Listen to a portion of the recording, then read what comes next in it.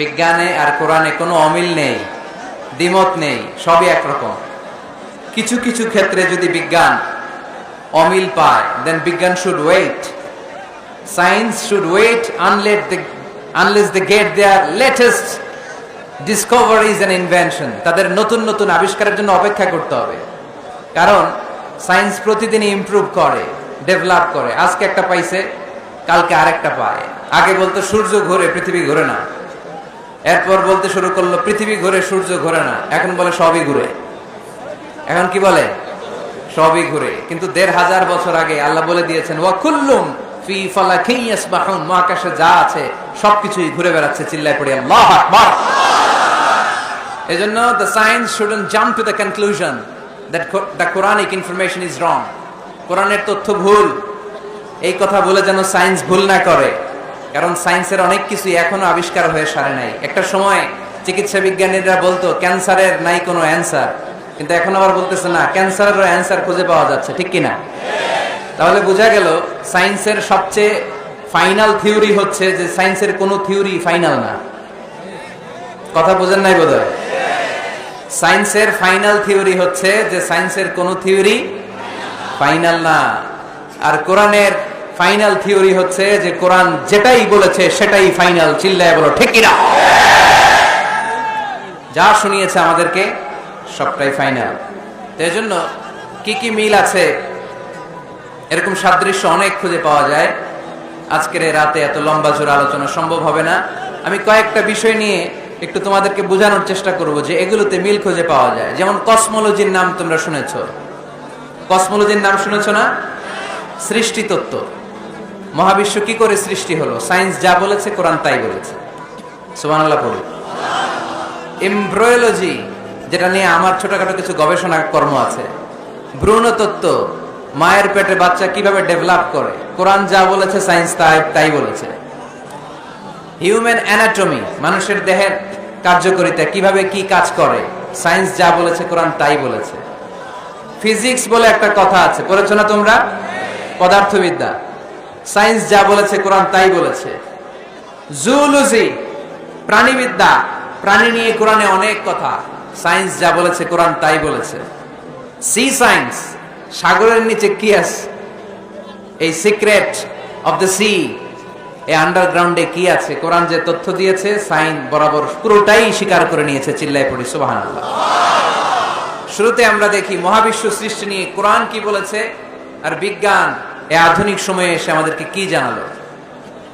কোরআন আমাদের সামনে উপস্থাপন করেছে আওয়ালাম ইয়ারাল্লাযীনা কাফারু আন্নাস সামাওয়াতি ওয়াল আরদা কানাতা রাতকান ফাফাতাকনাহুমা وجعلنا من الماء كل شيء حي أفلا يؤمنون سبحان الله।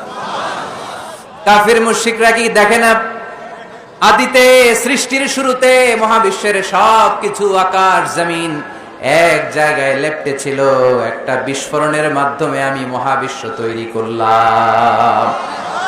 আর এই পৃথিবীর মধ্যে, এই বসুন্ধরার মধ্যে, মহাবিশ্বের মধ্যে প্রাণবন্ত যা আছে সব কিছু আমি পানি থেকে তৈরি করলাম। এই পৃথিবীতে প্রাণবন্ত যা আছে তার সবটাই আল্লাহ কি থেকে তৈরি করেছে? পানি থেকে। এটা হচ্ছে কোরআনের থিওরি, যার প্রাণ আছে ওইটা তৈরি হয়েছে পানি থেকে। বিজ্ঞান এসে এটাই স্বীকার করেছে। বিজ্ঞান বলেছে এই পৃথিবীর প্রথম যে প্রাণ এটা পাওয়া গিয়েছে পানিতে। ওই প্রাণের নাম দিয়েছে তারা অ্যামিবা। কি নাম দিয়েছে? It's a very small unicellular organism in this universe. এককোষী অণুজীব, খুবই ছোট। তারা বলেছে এটা পানি থেকে এসেছে। তারপরে এসেছে জুপ্লাঙ্কটন, ফাইটোপ্লাঙ্কটন, ব্যাকটেরিয়া প্লাঙ্কটন। এই শৈবালগুলো, এই স্পিসিসগুলো, এই প্রজাতিগুলো পানি থেকে ডেভেলপ করেছে। তাহলে বিজ্ঞান যা বলেছে তার সাথে কোরআনের হুবহু মিল আছে না নাই? আবার আল্লাহ বললেন পানির মধ্যে আমি অনেক ক্যাটাগরি করেছি। পানির মধ্যে কিছু আছে মিঠা পানি, যেটা খেলে আমাদের হৃদয় ঠান্ডা হয়ে যায়। আবার পানির মধ্যে কিছু আছে লোনা পানি, যেটা মুখে তোলা যায় না। ঠিক কিনা? হাদা আযবুন ফুরাত ওয়া হাদা মিলহুন উজাজ। একটা লোনা পানি, একটা মিঠা পানি। দুই সাগরের পানি দুই দিক দিয়ে বয়ে যায়, মাঝখানে অদৃশ্য দেয়াল দিয়ে দিল কে? মারাজাল বাহরাইনি ইয়ালতাকিয়ান বাইনাহুমা বারযাখুন লা ইয়াবগিয়ান ফাবিআইয়ি আলাই রাব্বিকুমা তুকাযযিবান।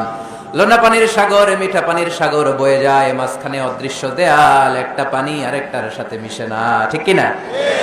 এই দৃশ্য দেখছেন আপনারা? কোথায় দেখেছেন? চাঁদপুর।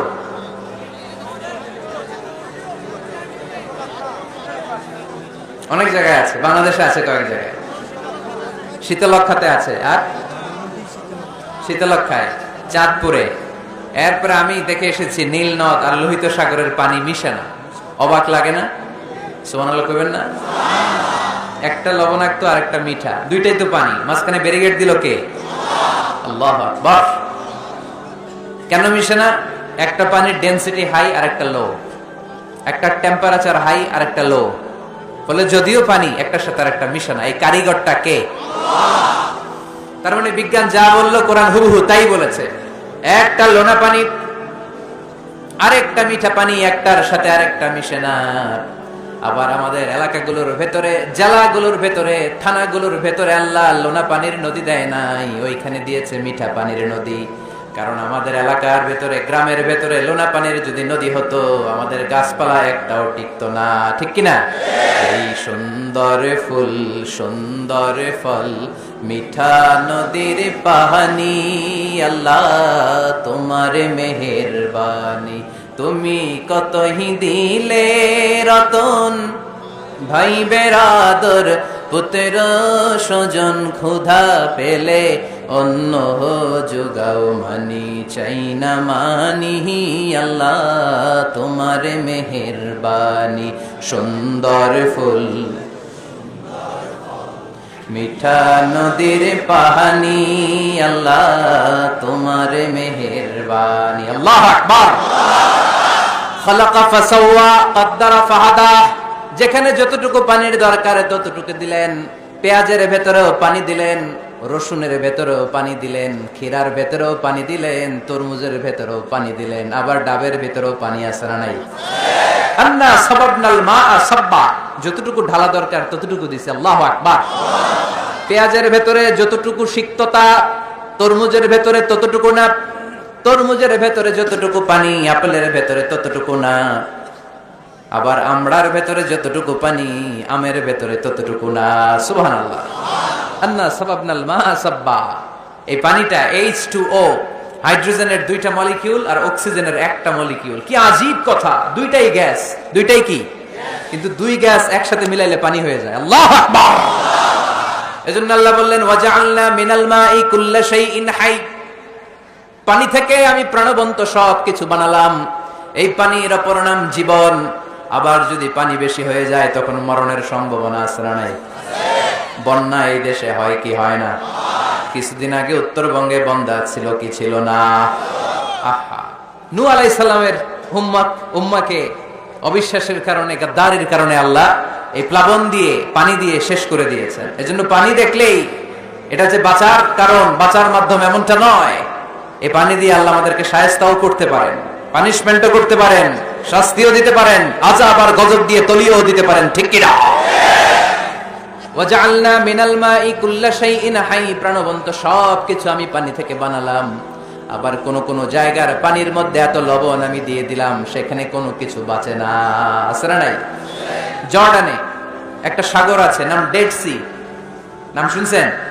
আজকে বাড়িতে যে গুগল করবা, Dead Sea located in Jordan, লিখলেই চলে আসবে। আরবিতে বলে আল বাহরুল মাইয়িত, মৃত সাগর, কিছু বাঁচে না। লবণের ঘনত্ব এত বেশি, আপনার ছোট্ট বাচ্চাটার ওই সাগরে ফেলে দিলে ও ডুববে না। কারণ আপনার বাচ্চা যতটুকু জায়গা নিবে পানিতে, তার চেয়ে বাচ্চার ওজন কম, পানির ওজন বেশি, এজন্য কিছু ডুবে না। ওখানে মাছ হয় না, ওখানে শ্যাওলা জন্মায় না, ওখানে কাঁকড়া নাই, চিংড়ি নাই,